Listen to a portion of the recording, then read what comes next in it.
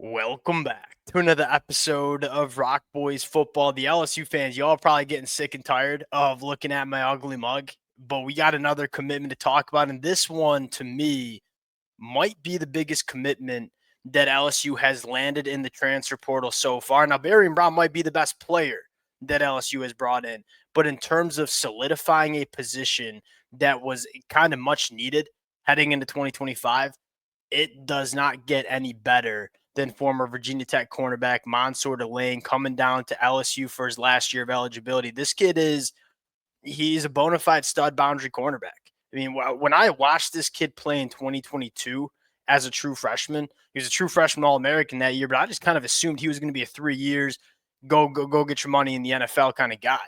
For LSU to get this kid for his last year of eligibility, it's a massive storyline, and it kind of goes along with how we've talked about this LSU team in the transfer portal over the last couple of days.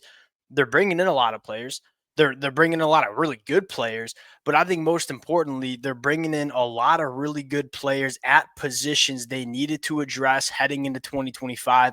That boundary cornerback spot, we kind of said I got a lot of faith in Bate Blaker and what he can do calling the defense, but I don't think he quite had the personnel on the back end to run what he wants. You take kind of a sneak peek to what this secondary is going to look like in 2025, specifically at the boundary cornerback position. But Blake Baker is going to have everything he needs to be successful in 2025. We're going to go over what this cornerback room is going to look like, but I want to start with what Mansoor Delane brings to this LSU team before we get into it. As always, to the LSU fans, it's been really fun breaking down these commitments over the last couple of days. The amount of support y'all have shown the fellas has been amazing. Can't thank you guys enough. If y'all do enjoy the content, consider subscribing to the channel. It doesn't sound like LSU is anywhere close to being done in the transfer portal, so we'll continue to break down the commitments as they come in. Let's get into Mansoor Delane, and this is a different kind of cornerback commitment than we've seen in the past from LSU in the transfer portal, right? Bringing in guys like Denver Harris, bringing in guys like J.K. Johnson. These were talented kids that weren't proven commodities at the Power 4 level. Mansoor Delane, he has been doing it a very long time, has played over 1,800 snaps. What I love most is, one, the production level is incredible. 146 tackles, 16 pass breakups, 6 interceptions, getting better as a football player. In 2024, 7 pass breakups, 4 interceptions, had faced 72 targets and only gave up 36 catches. 50%, less than a 50%, 47% completion percentage when he was targeted last year at Virginia Tech. This is about as a proven commodity as you get in the boundary cornerback spot. Quite frankly, one of the better cornerbacks in the country, certainly one of the best cornerbacks that we saw enter the transfer portal. Proven commodity at the boundary cornerback position and doesn't miss many tackles. I mean, there's 3 years of sample size, and every single year he's been below that 12% missed tackle rate, which is an exceptionally low number for a cornerback that's asked to tackle in space a lot. A reliable cornerback in coverage that can tackle in space, a guy that you can trust out there on an island. It's exactly what Bake Blaker was looking for. And I mean, you talk about what you're looking for in an LSU cornerback.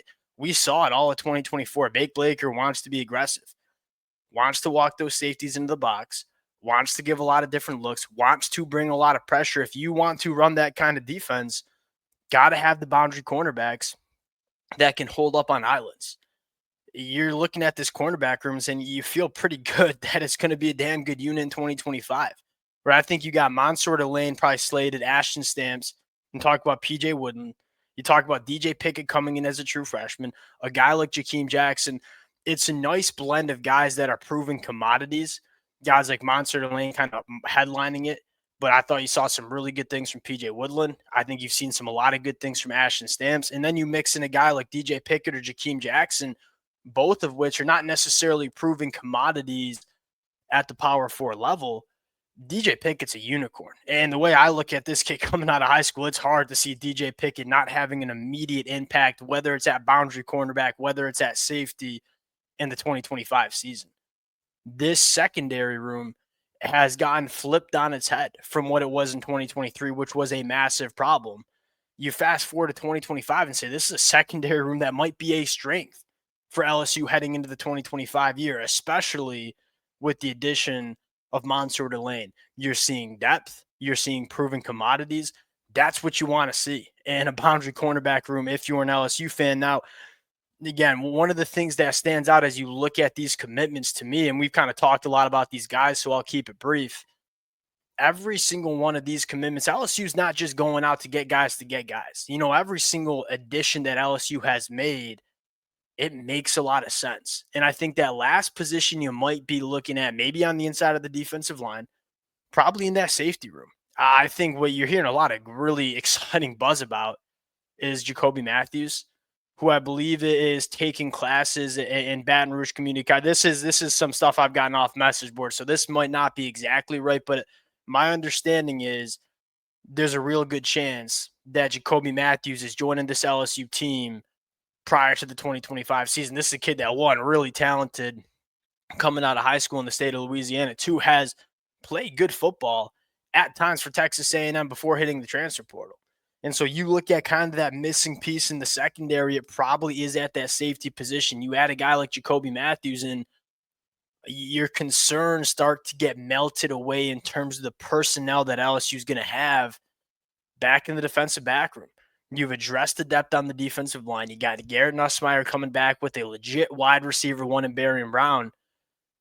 This is an exciting last couple of days for LSU. This LSU roster has been significantly upgraded at the positions they needed to address heading into 2025. You know, go back to 12 months ago, LSU kind of failed to address those glaring concerns, and you saw LSU pay the price in 2024 at times in the season. Brian Kelly's not making that mistake again. And we said they're going to be aggressive. We've seen them be aggressive over the first couple of days and weeks of that transfer portal being open. It sounds like this is going to be the last commitment, so we'll continue to break them down as they come in. We'll cut it there. Appreciate you guys rocking with the fellas. If y'all do enjoy the content, consider subscribing to the channel. We'll talk to y'all later.